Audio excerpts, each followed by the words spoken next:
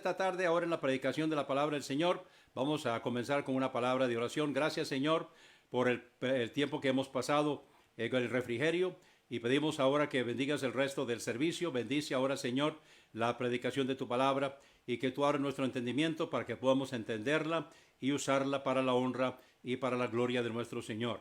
Gracias por cada persona que está en este momento con nosotros a través de las redes sociales, y también los que se van a unir después y que van a estar escuchando esta grabación. Alabamos y bendecimos tu nombre. Pedimos, Señor, que tu Santo Espíritu abra nuestra mente y que tu siervo pueda hablar tu palabra, guiada y dirigida por el Espíritu Santo. En el nombre de Jesús, amén. Muy bien, vamos a continuar esta tarde con en 1 Corintios.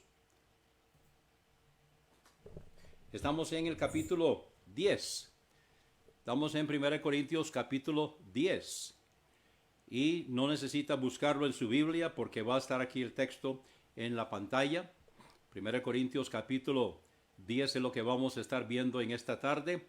El capítulo 10 es un capítulo muy interesante donde aprendemos muchas cosas del pueblo de Israel. Y vamos a poder entender y aplicar esto a nuestras vidas, que podamos aprender de ellos. Entonces, vamos esta tarde en 1 Corintios capítulo 10. Lo primero que vemos es que el viaje de los israelitas es un ejemplo o es un tipo para nosotros. Comenzando aquí en 1 Corintios capítulo 10, versículo 1. Mas no quiero, hermanos, que ignoréis que todos nuestros padres estuvieron bajo la nube y todos pasaron a través del mar. Y todos en Moisés fueron bautizados en la nube y en el mar, y todos comieron el mismo alimento espiritual, y todos bebieron la misma bebida espiritual, porque bebían de la roca espiritual que los seguía, y la roca era Cristo. Pero de la mayoría de ellos no se agradó Dios, por lo cual quedaron postrados en el desierto. Entonces vamos a regresar ahora al versículo 1. No quiero, hermanos, que ignoréis. Tomen nota que dice que todos nuestros padres. Entonces, vayan contando cuántas veces se usa todos. Todos nuestros padres estuvieron bajo la nube y todos pasaron a través del mar.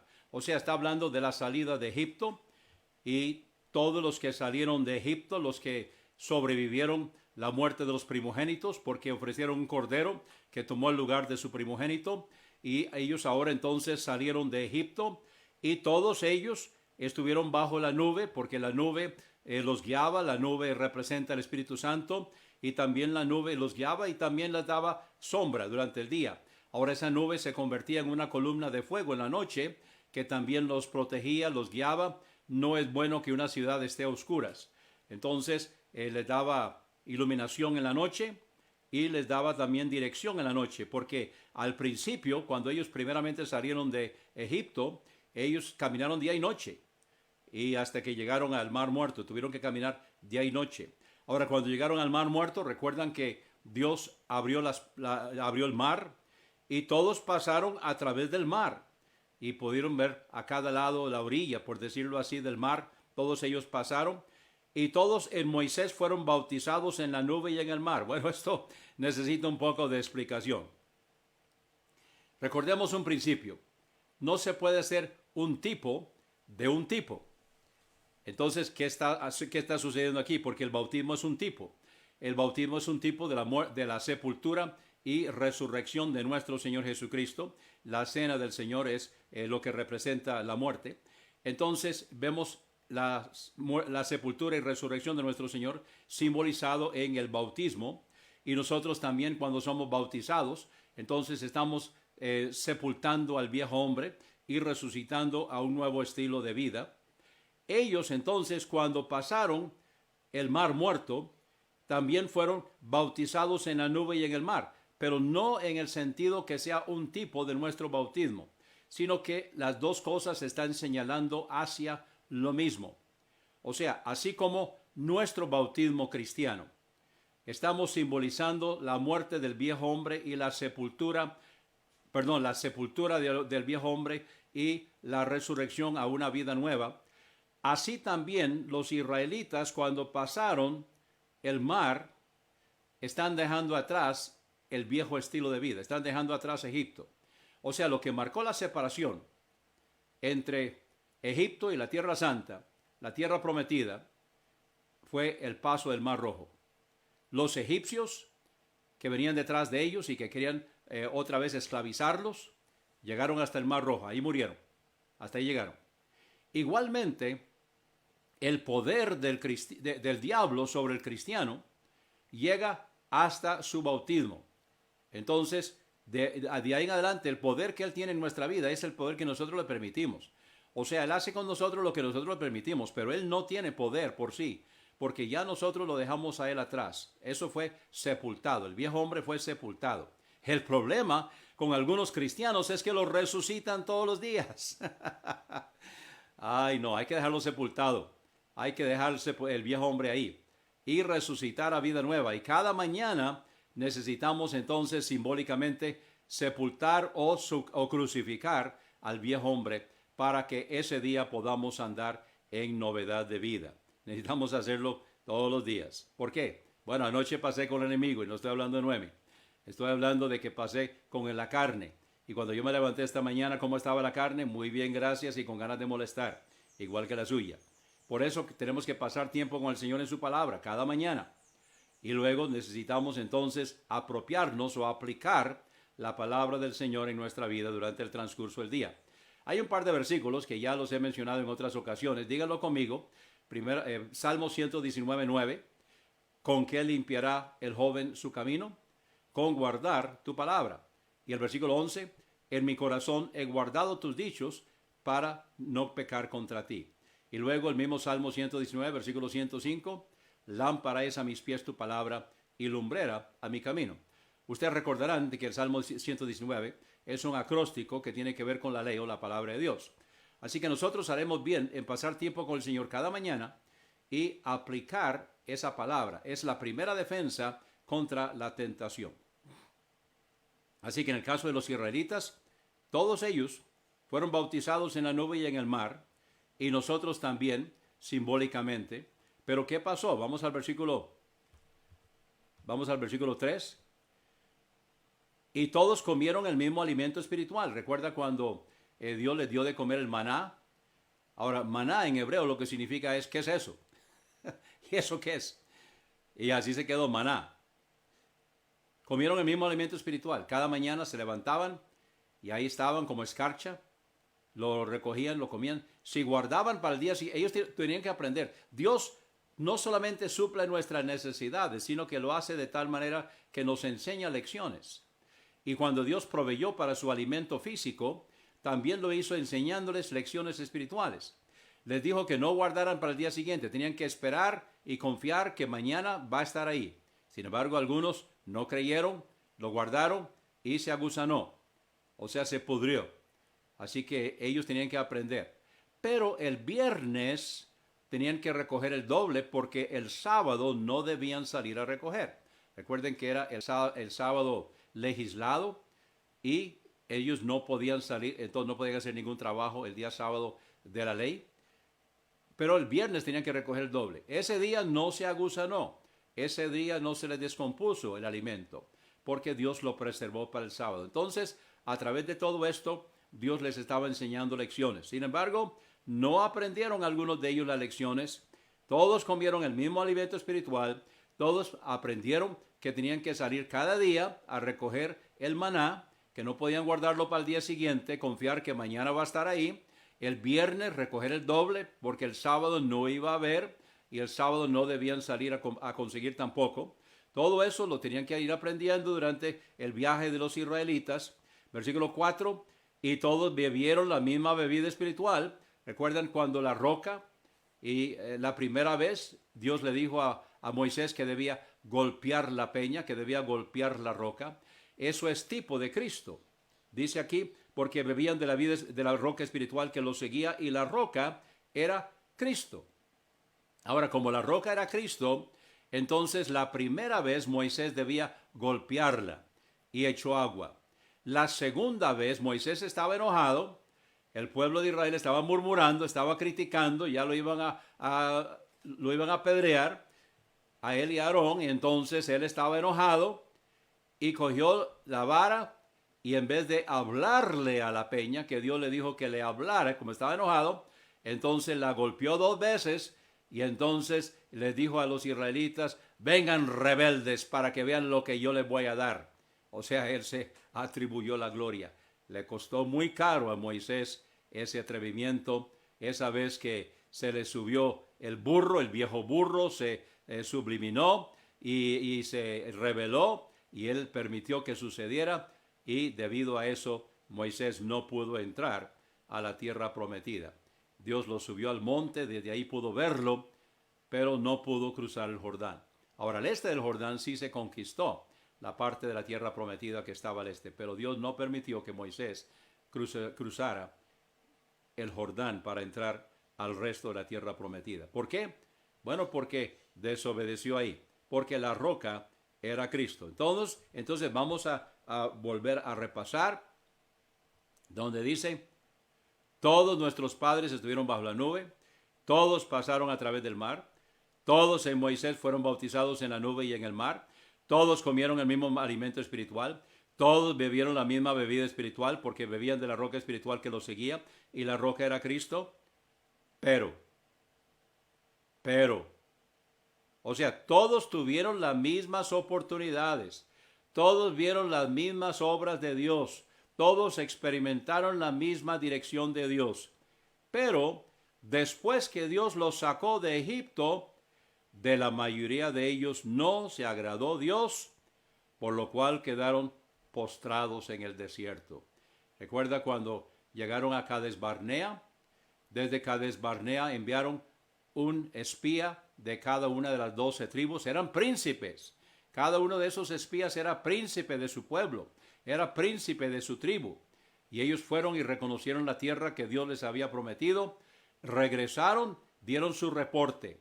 10 de ellos alborotaron al pueblo. Son ciudades fortificadas, son gigantes. Es una tierra que se traga a sus moradores. No podemos entrar. Dios dijo que podíamos, pero no podemos entrar. No le crean a Dios, no se dejen engañar. Vamos a entrar y nos van a crucificar, nos van a matar, nos van a asesinar a todos a cuchillo. 2. Josué y Caleb dieron el testimonio y dijeron, entre más grandes son, más duro caen. Entremos de una vez a conquistar. Pero esos días alborotaron al pueblo, querían matar a Moisés y a Aarón y a Josué y Caleb, y por eso Dios los sentenció. ¿Ok? Ustedes dicen que sus niños van a quedar postrados aquí, sus niños van a morir. Esos niños son los que van a entrar. Ustedes que rechazaron la oportunidad, que están diciendo que Dios no es capaz de darles lo que Él les prometió, ustedes no van a entrar. Entonces dice el versículo 5, de la mayoría de ellos no se agradó Dios, por lo cual quedaron postrados en el desierto. Ahora, vemos aquí que es un ejemplo. El viaje de los israelitas es un ejemplo, es un tipo. Pero estas cosas sucedieron como ejemplo para nosotros. La palabra en el griego es tipos, que significa un ejemplo para nosotros.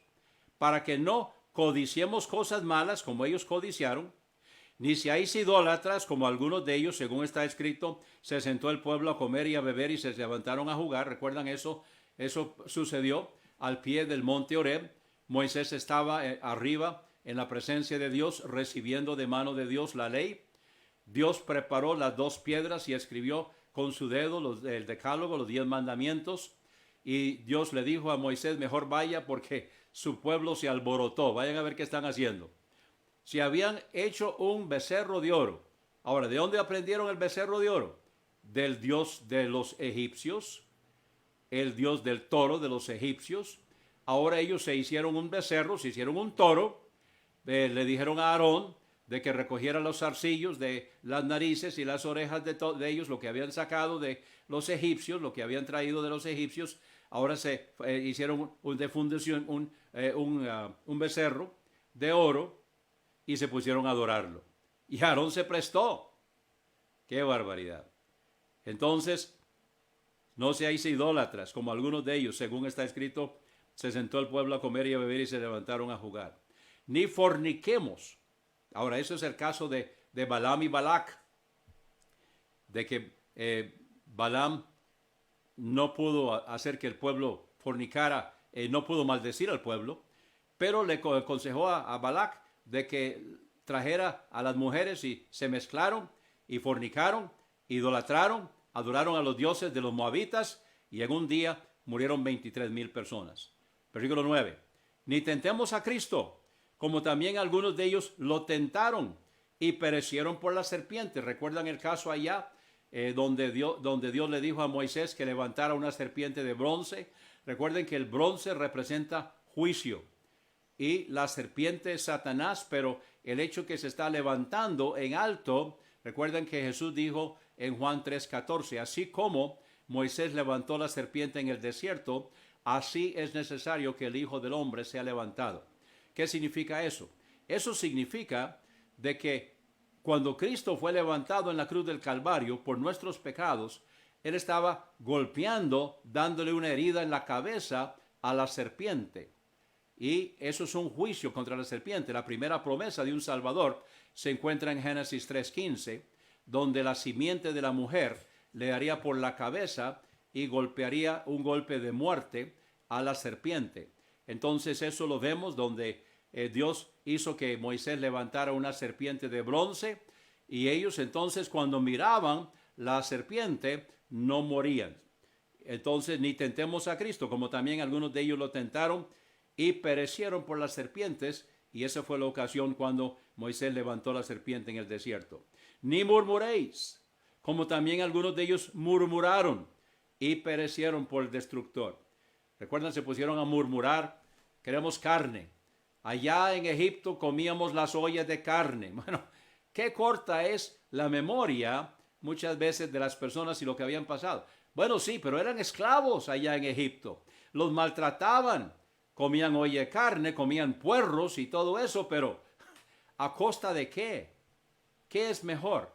¿Es mejor algo simple, en libertad, o olla de carne en esclavitud? Bueno, ellos en ese momento prefirieron la olla de carne. Se pusieron a murmurar, queremos carne.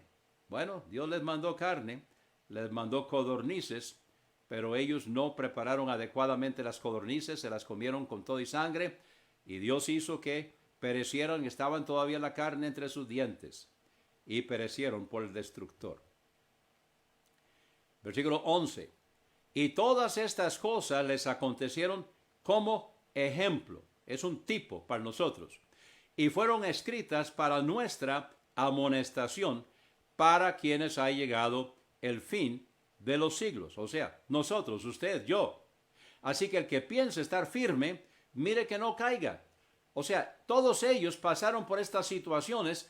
Lamentablemente muchos de ellos no aprendieron las lecciones. Hoy, ¿cuántas personas están en las iglesias, pero no están aprendiendo las lecciones? Muchas veces la gente dice, ¿y por qué a mí? ¿Y por qué me suceden estas cosas a mí? Ay, pero qué barbaridad. ¿Por qué Dios está permitiendo esto en mi vida? Bueno, voy a darles un secreto a voces. Todo lo que ocurre en la vida del cristiano es para bien. ¿Cómo puede ser para bien esto que me está sucediendo? Bueno, es para enseñarle una lección. Ponga cuidado, ponga atención, no murmure, no se queje, no esté preguntando, ¿y Dios por qué? ¿Y por qué a mí? Póngale cuidado a ver qué es lo que Dios le está tratando de enseñar. ¿Cuál es la lección que Dios está tratando de enseñarle? Y si hay algo que está sucediendo y se repite y se repite y se repite, póngale especial cuidado, porque significa que hay una lección que Dios está tratando de enseñarle y usted no la está aprendiendo y Dios lo está devolviendo a primer grado. Dios le está repitiendo la lección.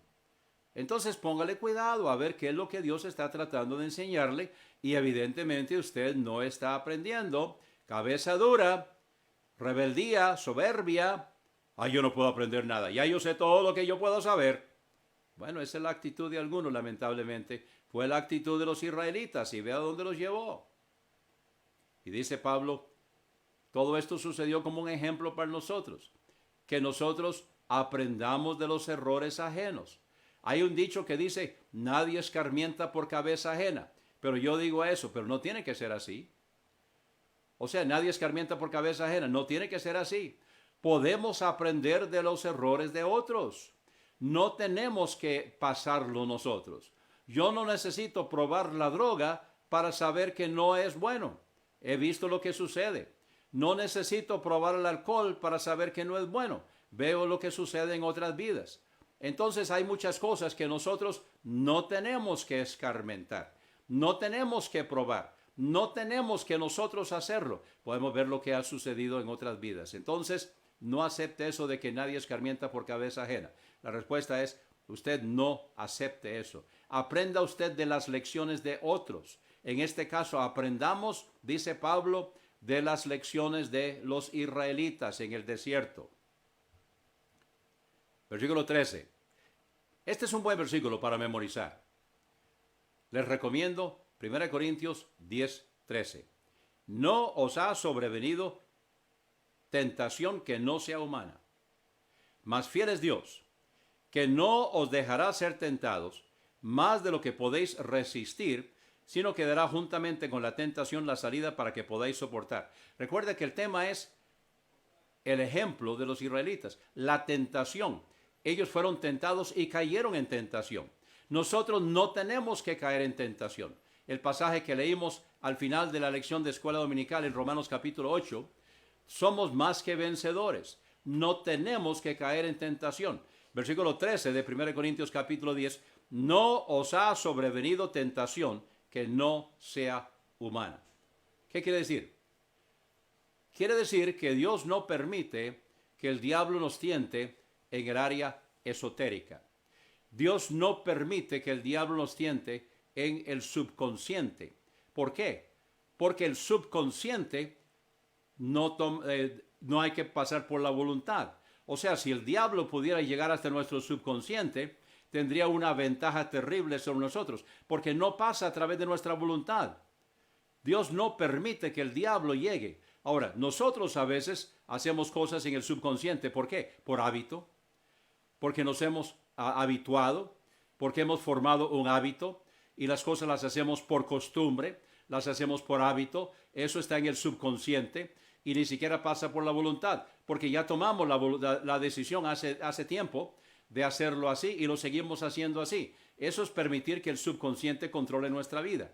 Y eso no es lo que Dios quiere. Tenemos que tomar decisiones. Entonces Dios no permite que el diablo acceda a nuestro subconsciente. Tiene que pasar por nuestra voluntad. Tenemos que poder tomar la decisión al respecto. No os ha sobrevenido tentación que no sea humana. Mas fiel es Dios, que no os dejará ser tentados más de lo que podéis resistir. ¿Ok? Entonces, Dios no va a permitir que el diablo nos tiente en 5º grado si estamos en 1er grado. Él no va a permitir que el diablo nos tiente más allá de nuestra experiencia, más allá de nuestra situación. Ahora, eso no significa de que el diablo no me va a tentar más allá de lo que yo sé, porque a veces no he aprendido las lecciones que debía aprender, porque me han enseñado palabra de Dios o yo he leído palabra de Dios que no la estoy aplicando. No, no está diciendo eso. Yo soy responsable de lo que leo. Yo soy responsable de lo que oigo. Entonces, no está diciendo eso. Lo que está diciendo es que no va a permitir que seamos tentados más allá de lo que Dios sabe que podemos resistir. O sea, donde estamos en la vida cristiana. Sino que, tomen nota, sino que dará también juntamente con la tentación la salida para que podáis soportar. Entonces, 2 cosas. Número 1, limita al diablo. No permite que él nos tiente más allá de lo que podemos soportar. Y además de eso, juntamente nos da la tentación, nos da la salida. O sea, no tenemos que caer. No tenemos que caer. Hay unas camisetas ahí que se ponen los chiquitos. El diablo me hizo hacerlo. The devil made me do it. Dice en inglés. No, no es cierto. Nosotros podemos tomar la decisión al respecto. No va a permitir Dios de que el diablo nos lleve a un área donde no tenemos salida. Él nos va a dar, juntamente con la tentación, nos va a dar la salida. ¿Recuerdan el caso de José cuando la mujer de Potifar lo quería acostar en la cama con ella? Bueno, salió corriendo. Literalmente salió corriendo. Y nosotros muchas veces lo que tenemos que hacer también es eso. La palabra de Dios dice huir. Hay que salir corriendo, hay que huir. Pero no significa que no hay salida. Sí hay salida. Sí hay salida. porque Dios va a proveer la salida. No os ha sobrevenido tentación que no sea humana, mas fiel es Dios que no os dejará ser tentados más de lo que podéis resistir, sino que dará también juntamente con la tentación la salida para que podáis soportar. Por tanto, amados míos, huid de la idolatría, salga corriendo, no se ponga a jugar. Ay, es que yo soy fuerte. Ay, es que yo no voy a caer en la tentación. No, huid. ¿Por qué? Porque el diablo va a estar ahí y va a estar buscando su lado flaco. Si usted cree que usted puede, no puede. Con la ayuda de Dios sí, pero si usted se pone a jugar, va a caer. Dice el versículo 15, como a prudentes os hablo, juzgad vosotros lo que digo. Como a prudentes os hablo, juzgad vosotros. O sea, póngale en una pesa, póngale en una romana, juzgad vosotros lo que digo. Vamos al versículo 16. Estamos en 1 Corintios capítulo 10. Ahora él va a usar como ejemplo el partimiento del pan para que podamos entender. Evidentemente está hablando de la celebración que conmemora la muerte de nuestro Señor Jesucristo. Versículo 16. La copa de bendición que bendecimos, ¿no es la comunión de la sangre de Cristo? El pan que partimos, ¿no es la comunión del cuerpo de Cristo? Ahora, algunos dicen de que con la bendición el pan se convierte en el cuerpo de Cristo y el jugo de uvas o vino se convierte en la sangre de Cristo. Eso se llama transubstanciación. Los bautistas rechazamos eso. Los bautistas creemos que el pan sin levadura no deja de ser lo que es. Representa el cuerpo de Cristo, pero sigue siendo pan sin levadura. El jugo de uvas no deja de ser jugo de uvas, no se convierte en ninguna otra cosa. Es jugo de uvas, pero representa la sangre de nuestro Señor. La copa de bendición que bendecimos no es la comunión de la sangre de Cristo. El pan que partimos no es la comunión del cuerpo de Cristo. Ahora, los luteranos entonces toman este versículo como base para lo que ellos creen que es la consubstanciación. O sea, ellos creen de que el jugo de uvas está con la sangre y el pan está con el cuerpo. Y toman este versículo como base. No está diciendo eso, está hablando de lo que es representativo. Porque nosotros, está hablando de los miembros de la iglesia, siendo muchos, somos un solo pan, un solo cuerpo, pues todos participamos de un solo pan. Ahora, ¿cómo se participa? Se participa a nivel de la iglesia local, independiente, autónoma y soberana, que es donde está la autoridad, que los miembros de la iglesia están bajo la disciplina de ese cuerpo, de esa iglesia. Entonces, porque nosotros, siendo muchos, somos un solo pan, un solo cuerpo, mas todos participamos de un solo pan.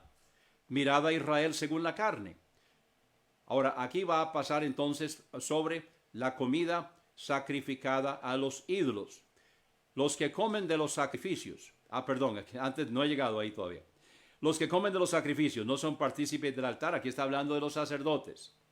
Los que comen de los sacrificios no son partícipes del altar. No pasemos todavía al versículo 18. Mirad a Israel según la carne. Entonces, los que comen de los sacrificios, está hablando de, bajo la ley, los sacrificios en el altar, algunos de los sacrificios eran participados juntamente por los sacerdotes. Entonces, no son partícipes del altar. Nosotros debemos también recordar que estamos entonces participando en la conmemoración de la muerte de nuestro Señor Jesucristo. Así como el sacerdote participaba en el altar, nosotros también estamos participando de la celebración donde estamos recordando la muerte de nuestro Señor. Sin embargo, algunos, ¿qué estaban haciendo? ¿Qué pues digo?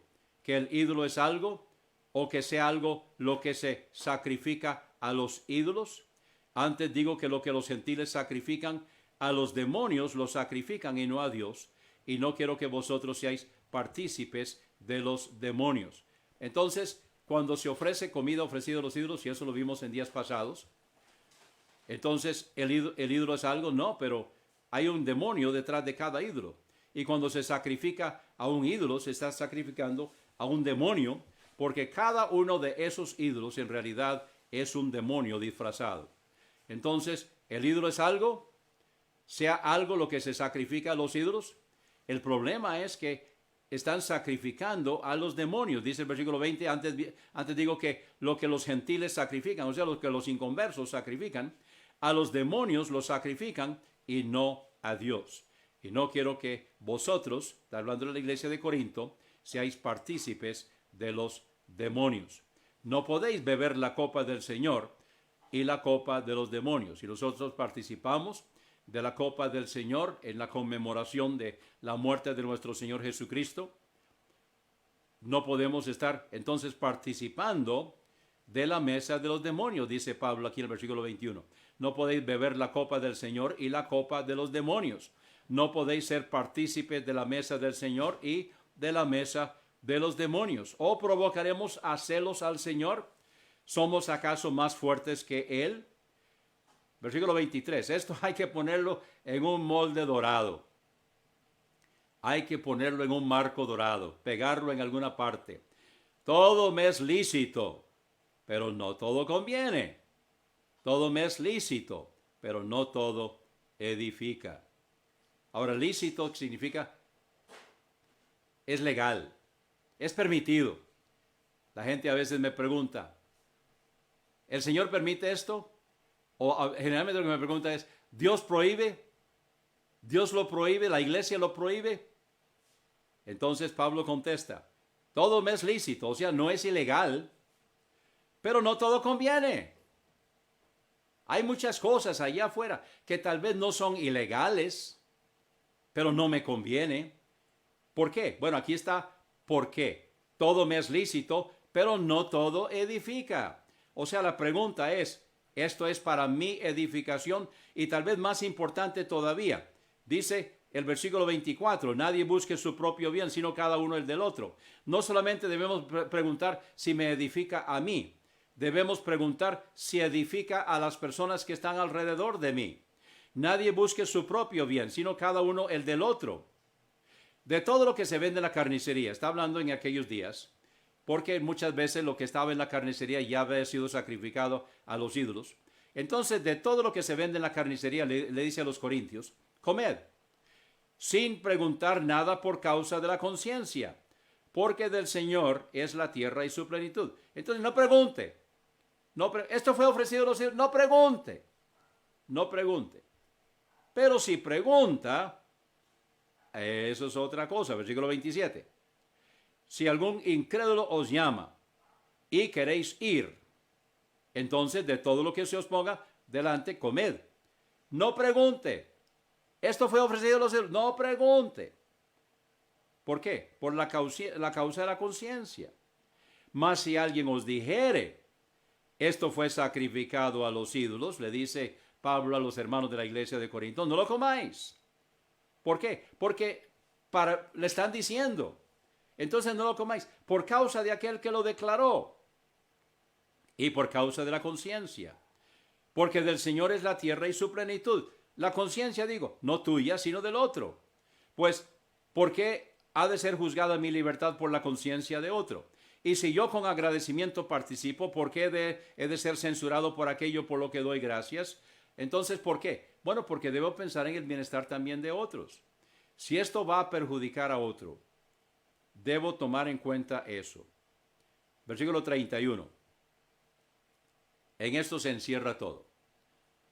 Si pues coméis o bebéis, o hacéis otra cosa, hacedlo todo para la gloria de Dios.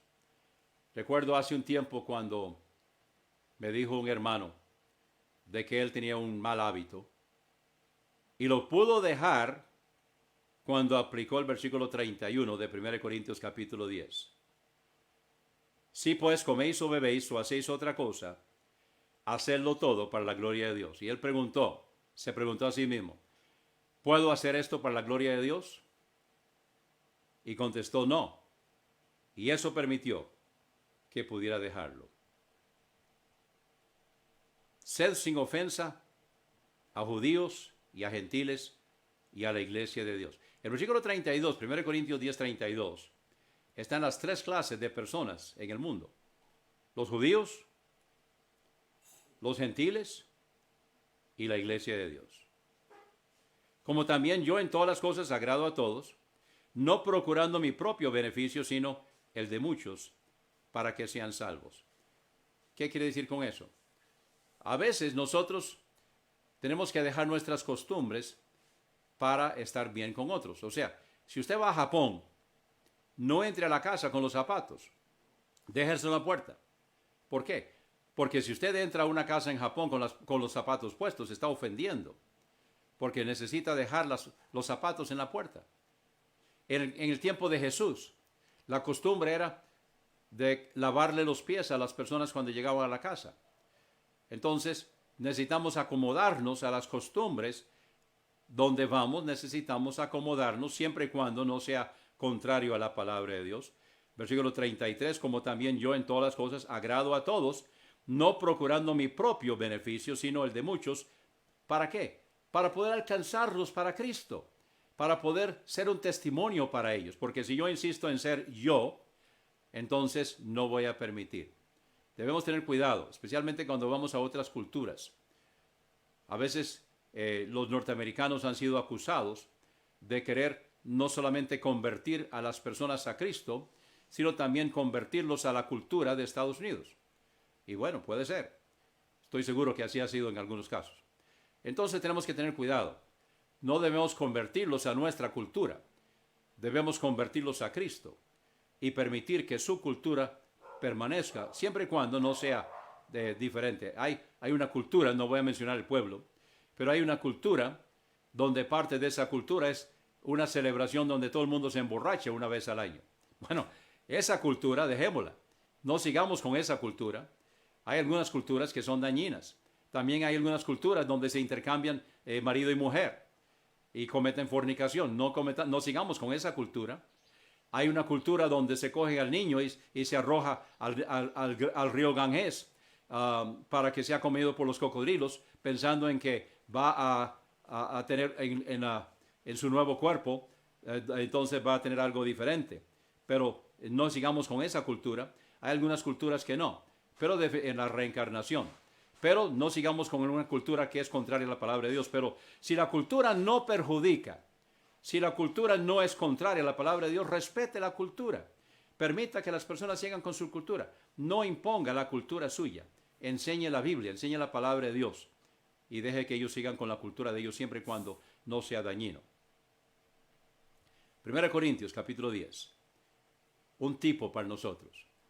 Que podamos aprender del capítulo 10 de 1 Corintios. Es un ejemplo. Y podemos aprender del ejemplo que encontramos ahí, las cosas que pasaron los las cosas que pasaron los israelitas para los corintios y para nosotros. Vamos a orar. Gracias, Señor, por tu palabra. Gracias, Señor, porque en ella encontramos todo lo que necesitamos para esta vida y para el más allá. Recibe la gloria, que podamos tomar las decisiones que necesitamos tomar. Si en nuestro medio hay alguien que necesita tomar una decisión hoy, que sea esta la decisión. Y mientras ustedes están todavía con los ojos cerrados, quiero hacer dos invitaciones. Una, si no ha habido un momento en su vida que usted reconoció que es pecador, pecadora, se arrepintió de todo corazón de sus pecados y aceptó a Jesucristo como su único y suficiente Salvador personal. Ahí mismo donde está. Tome la decisión. Reconozca que es pecador, pecadora. Arrepiéntase de todo corazón. Y pida al Señor Jesucristo que el precio que fue pagado por Jesucristo en la cruz del Calvario se aplique a usted. Y que usted está recibiendo eso. Que usted está aceptando el perdón de Dios a través de la sangre de Cristo, a través del sacrificio de Cristo. Aprópiese el sacrificio de Cristo. Acepte el sacrificio de Cristo y dele gracias al Señor. Gracias porque me has perdonado. Y ahora usted es hijo de Dios. Usted ahora es parte de la familia de Dios. Bienvenido a la familia de Dios. El Padre, Dios es su Padre. Jesucristo es su Salvador y su hermano mayor. Y el Espíritu Santo es su consolador y su compañero inseparable. Y usted y yo somos hermanos en Cristo. Ahora quiero hacer la segunda invitación.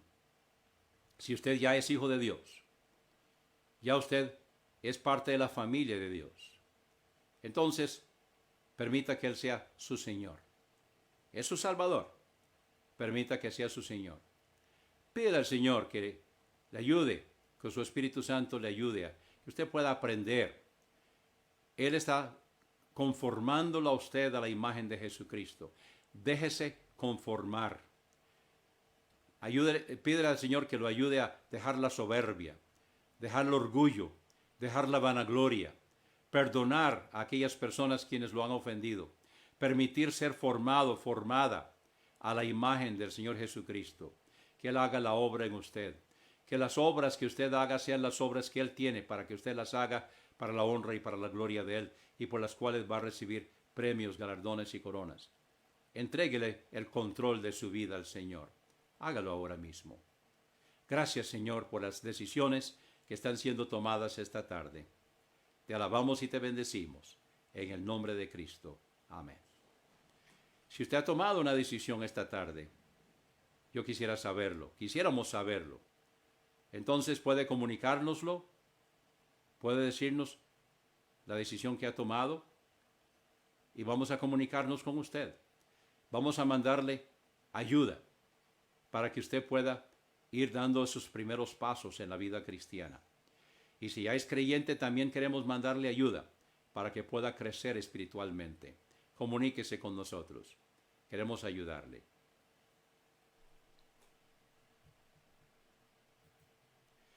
Gracias a Dios por la presencia de cada uno de ustedes esta tarde. Gracias a Dios porque usted está formando parte de esta transmisión y donde nosotros estamos pudiendo reunirnos virtualmente a través de las redes sociales. Yo lo que veo es una cámara, usted lo que ve es una pantalla, pero hay compañerismo y comunión entre nosotros y gracias a Dios por este medio y que el Espíritu Santo está usándolo para la honra y para la gloria del Señor. Si usted está en asistencia hoy, entonces ahí en los comentarios díganos y queremos dar gracias a Dios por la presencia suya en el día de hoy. Gracias a Dios por su presencia, gracias a Dios porque usted está con nosotros y porque podemos estar juntos en la casa del Señor, en la casa de cada uno de nosotros, pero en la presencia de nuestro Señor Jesucristo. Dios le bendiga. Bueno, quiero recordarle que el jueves vamos a estar aquí mismo a las 7 de la noche. Únase a nosotros. Dios le bendiga.